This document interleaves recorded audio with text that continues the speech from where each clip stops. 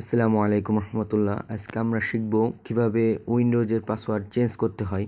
তো প্রথমেই আমরা চলে যাব সেটিংয়ে যাওয়ার পরে আপনার বাম সাইডে এই যে অপশনগুলো আছে সেখান থেকে আমরা অ্যাকাউন্ট নামে যে অপশন এটা সিলেক্ট করব।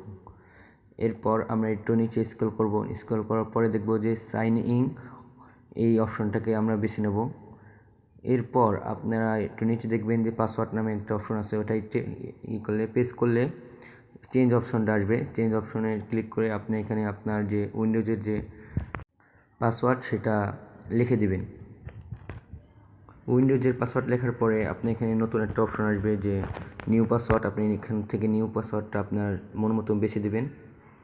এরপরে যে নিচে যে অপশনটা, ওখানে উপরে যে পাসওয়ার্ডটা দিচ্ছেন ওটাই নিচে দেবেন। এরপরে আপনার পছন্দের মতন একটি অক্ষর বা অন্য কিছু লিখে দিলেই হবে এখানে, যে বা আপনার নাম। পরে নেক্সট বাটনে দিবেন। নেক্সট বাটনে ক্লিক করার পরে আপনি ফিনিশ বাটনে দিবেন। তো আপনাদের সেট আপ করা হয়ে গেছে ইনশাল্লাহ।